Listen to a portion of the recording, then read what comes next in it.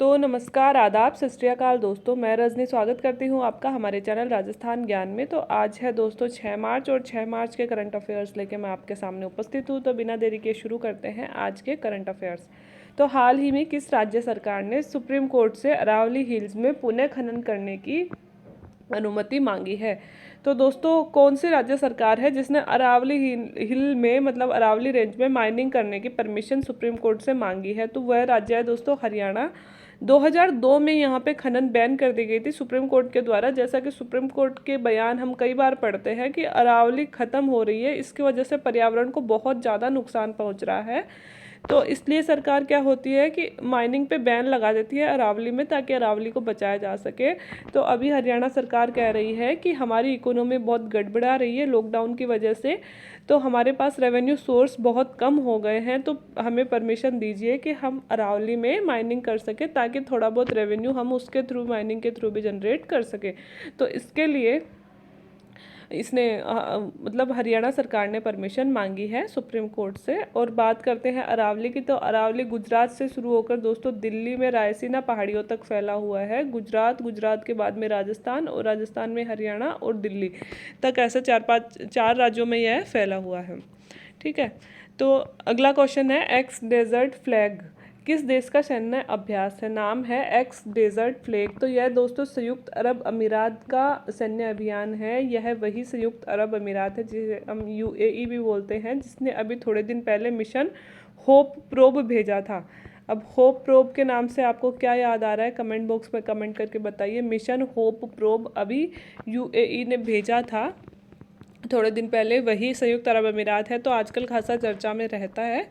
और इस हमारे लिए इम्पोर्टेंट क्यों है यहाँ की एक्सरसाइज? क्योंकि इस एक्सरसाइज में भारतीय वायुसेना पार्टिसिपेट कर रही है, इसलिए हमारे लिए इम्पोर्टेंट है। भारतीय वायुसेना एक्स डेजर्ट फ्लैग नाम की यूएई की जो एक्सरसाइज है उसमें पार्टिसिपेट कर रही है, तो इसलिए यह सैन्य अभ्यास हमारे लिए इम्पोर्टेंट हो जाता है। क्यूएस वर्ल्ड रैंकिंग आई थी दोस्तों 1-2 दिन पहले। तो क्यूएस वर्ल्ड रैंकिंग सबसे पहले तो इनको दी जाती है, आईआईटीज जो संस्थान होते हैं ना, उनको दी जाती है। तथा कौन से संस्थानों ने इस वर्ष बेहतर काम किया है? तो विश्व के टोटल 500 संस्थानों की रैंकिंग की गई थी, जिसमें भारत के 8 संस्थान शामिल हुए हैं। टॉप 1500 संस्थान इसमें शामिल किए गए थे। तो सबसे पहला नंबर तो देख लेते हैं, मैसाचुसेट्स इंस्टीट्यूट ऑफ टेक्नोलॉजी। ठीक है, पहला तो ये था। तो पहला इंडियन नहीं है, लेकिन फिर भी फर्स्ट हम याद कर सकते हैं। भारत की अगर बात करें तो भारत का पहला है भारतीय प्रौद्योगिकी संस्थान, आईआईटी हमारा बॉम्बे जो है, उसको पहला रैंकिंग मतलब भारत में पहला है। और अगर टॉप 500 में देखें तो 172वां स्थान इसने प्राप्त किया है। मतलब अंडर 100 भी हमारे कोई से संस्थान नहीं आ पाए हैं। 172 नंबर पे है हमारा आईआईटी बॉम्बे। ठीक है, तो ये आप याद रख सकते हैं। किन 2 नदियों को जोड़ने के प्रस्ताव को केंद्रीय जल शक्ति मंत्रालय ने मंजूरी प्रदान की है? नदी जोड़ो प्रस्ताव अटल बिहारी वाजपेयी के समय से दोस्तों एक प्रस्ताव जोड़ा जाता है कि जिन भी नदियों में ज़्यादा पानी है और जिनमें कम पानी है, तो ज़्यादा पानी वाली को कम पानी वाले से जोड़ा जाए, ताकि उनका जो अतिरिक्त पानी है कम वाले क्षेत्रों में यूज़ किया जा सके, है ना। तो कुछ कुछ नदियाँ जोड़ी भी जाती हैं। तो ऐसी ही एक परियोजना है कोसी और मेची परियोजना। तो कोसी नदी का नाम आपने सुना होगा, कोसी नदी को बिहार का शोक भी बोलते हैं। ठीक है, तो कोसी नदी और मेची नदी परियोजना, ये इन दोनों नदियों को जोड़ने की बात की जा रही है, और यह बात की जा रही है बिहार राज्य की। ठीक है, तो इसके लिए टोटल दोस्तों 4800 करोड़ रुपए का बजट चाहिए, और इसके लिए बिहार सरकार इसे केंद्र प्रवर्तित योजना घोषित करने की डिमांड कर रही है। केंद्र प्रवर्तित योजना घोषित करने पे क्या होगा कि 90% बजट केंद्र सरकार दे देगी, और राज्य को 10% बजट का ही लोड आएगा, 10% पैसा ही खर्च करना पड़ेगा। ठीक है, तो दोस्तों बिहारी पुरस्कारों की अभी हाल ही में घोषणा हुई है। तो भारत के भी एक व्यक्ति हैं जो इनमें नामित हुए हैं।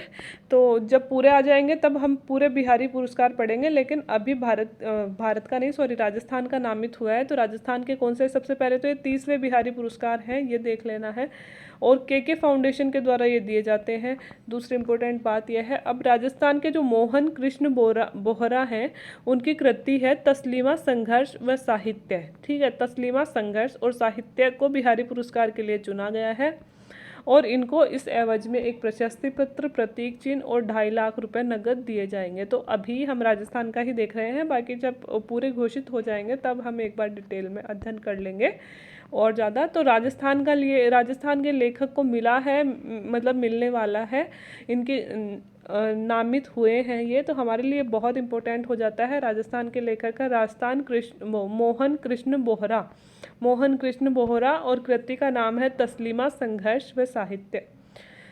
अभी हाल ही में किस राज्य सरकार ने खाद्य मिलावट करने वालों को आजीवन कारावास की सजा दी है? दोस्तों, अगर हमारे सबसे पहले तो हमारी जो सरकार है, राजस्थान सरकार, उसने भी अभियान चला रखा है, शुद्ध के लिए युद्ध अभियान। मैंने जब राजस्थान की योजनाएं आपको पढ़ाई थी, इसके अलावा जब राजस्थान का बजट पढ़ाया था, उन दोनों में इस योजना का जिक्र किया था।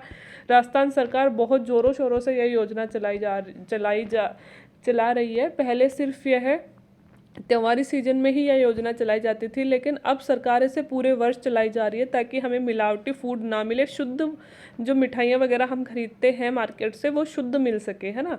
तो ऐसा ही एक विधेयक ही लेकर आ गई है एक सरकार, जिसने अगर कोई खाद्य मिलावट करता हुआ पाया जाता है तो पहले वहाँ पे 3 माह की सज़ा थी और कुछ 5,000 या ऐसे कुछ रुपए का जुर्माना था, उसको एकदम से बढ़ाकर आजीवन कारावास की सजा दे दी गई है। और वो क्रांतिकारी कदम उठाया है मध्य प्रदेश ने।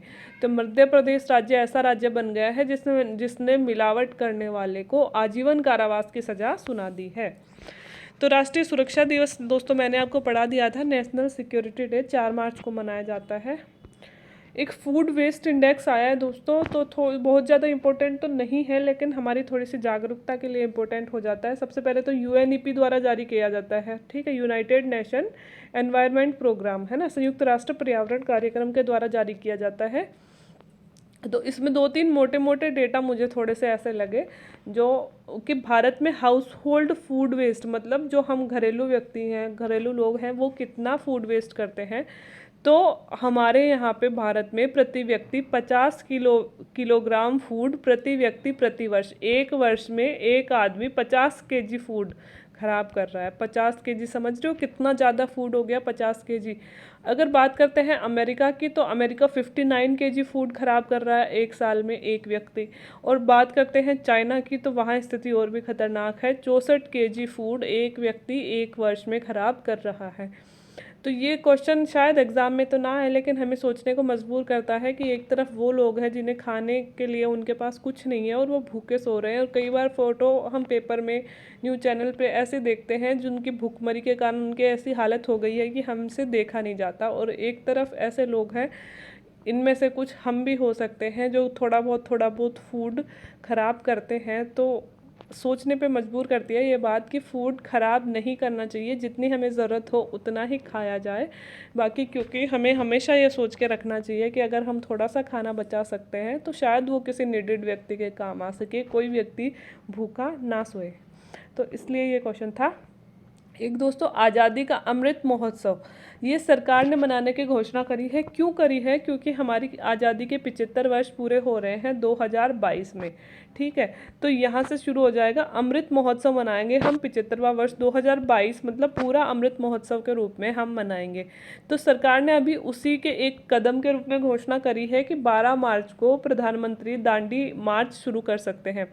12 मार्च को जब गांधी जी ने दांडी मार्च शुरू किया था, तो उसी को दोस्तों, मतलब को एक यादगार के रूप में हम, जैसे PM महोदय 12 मार्च को दांडी मार्च शुरू करेंगे, अभी उन्होंने घोषणा करी है। और 12 मार्च 1930 को हुआ क्या है, मतलब 12 मार्च 1930 को जो नमक सत्याग्रह है उसकी 91वीं वर्षगांठ है ना।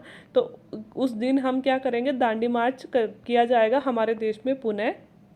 और इस दांडी मार्च का आयोजन गुजरात के नवसारी जिले के साबरमती आश्रम से शुरू होगा, और अगले 21 दिनों में सेम वैसे ही होगा जैसे गांधी जी ने किया था, वैसा ही किया जाएगा। और 81 प्रतिभागियों द्वारा सरकार ने कुछ व्यक्ति चुने हैं, वो इसमें भाग लेंगे। और आज़ादी अमृत महोत्सव के 75 वर्ष पूरे होने पर यह मनाया जा रहा है। तो सबसे पहले तो दांडी मार्च याद रख लेना है दोस्तों कि 12 मार्च 1930 को शुरू हुआ था, इस वर्ष 91वीं वर्षगांठ है। दूसरा, आज़ादी के 75 वर्ष पूरे हो रहे हैं, तो यह भी याद रख लेना है। और अमृत आज़ादी महोत्सव क्या है यह भी याद रख लेना है। और 12 मार्च आने दो, इसके बारे में पूरी डिटेल आ जाएगी, तो वो हम आगे पढ़ लेंगे। तो ये थे आज के इम्पोर्टेंट क्वेश्चन। तो उम्मीद है आपको अच्छे लगे होंगे, अच्छे लगे हों, नॉलेजेबल हों, तो वीडियो को लाइक कर दें, चैनल को सब्सक्राइब कर लें। Thank you very much.